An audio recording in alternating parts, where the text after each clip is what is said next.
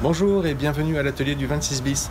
Ça fait 4 ans que je vis ici, mais ça fait seulement depuis quelques temps que je sais réellement où j'habite, grâce à la petite plaque que j'ai faite pour indiquer le numéro dans la... Je l'ai réalisé sur du zinc. Le zinc, c'est une chute de la toiture qu'il me restait. Suivez-moi, je vous montre comment j'ai fait tout ça.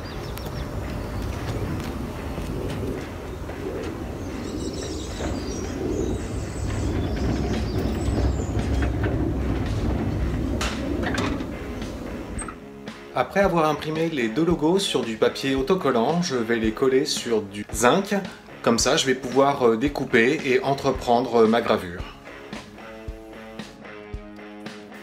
Et voilà, je me suis posé sur mon bureau et après avoir choisi mes outils, je commence par découper les deux logos de la planche.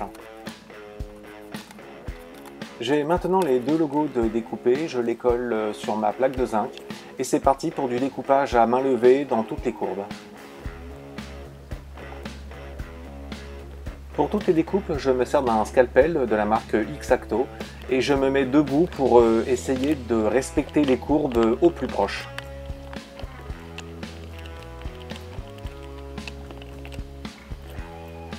Après avoir effectué les grosses découpes, je mets un petit peu de gros scotch d'électricien noir tout autour pour protéger le cadre.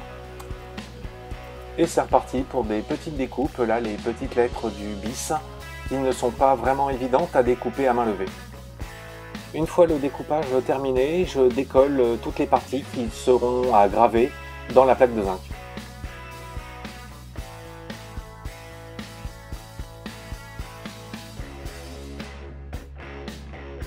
Le décollage est long et fastidieux, mais avec un peu de patience, je finis par y arriver. Je quitte l'endroit confortable du bureau pour me retrouver dans l'atelier où je sors mon outil préféré du moment, la Dremel, et me voilà parti à graver, avec une fraise à graver donc, toutes les parties qui étaient blanches sur mon logo. Je vais alterner cette gravure entre deux fraises, une petite pour faire les contours et une plus grosse qui me permettra de remplir les parties un peu plus vite.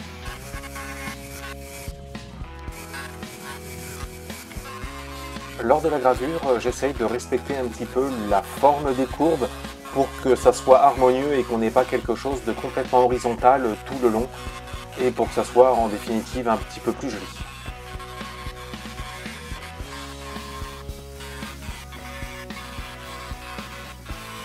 Et voilà, j'arrive presque au bout de la gravure.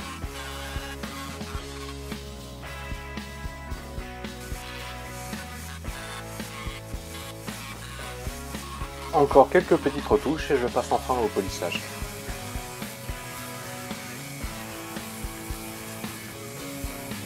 Je pensais que le polissage allait être une partie facile et rapide, et bien non, ça prend quand même pas mal de temps si on veut que le résultat soit acceptable.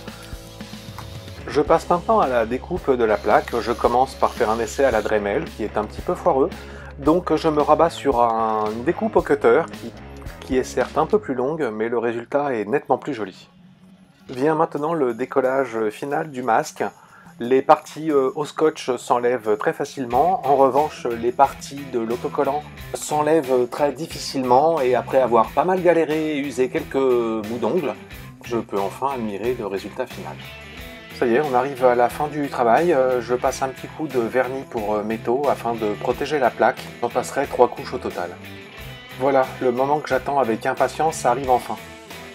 Je vais pouvoir admirer mon travail tous les jours dans la rue en rentrant chez moi. Après avoir déterminé l'emplacement de la plaque, je porte les repères des trous percés hors caméra sur le mur afin de percer 4 trous, de mettre des chevilles et de pouvoir fixer la plaque. J'ai malheureusement oublié mon niveau, donc heureusement j'ai mon téléphone, il va m'aider avec la fonction du niveau intégré. J'ai vu du vert, c'est donc que je suis droit. Je marque l'emplacement de mes futurs trous avec un poinçon, histoire de ne pas déraper lors du perçage. Ça y est, je suis parti, je prends ma petite perceuse à percussion et ça rentre assez facilement. Les 4 trous sont maintenant percés, je mets les chevilles en place. Et je vais pouvoir enfin accrocher cette jolie plaque. Je vais accrocher la plaque avec 4 vis, mais je ne vais pas les visser entièrement.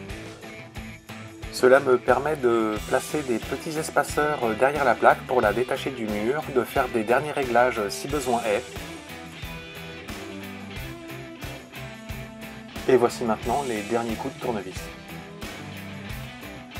Je prends du recul, je traverse la rue en fait, et je peux admirer le travail terminé. J'espère que ce film vous a plu, j'en prépare un nouveau sur une nouvelle construction. Si vous voulez être au courant, abonnez-vous, cliquez sur la petite cloche, et moi je vous dis à bientôt. Merci de m'avoir regardé.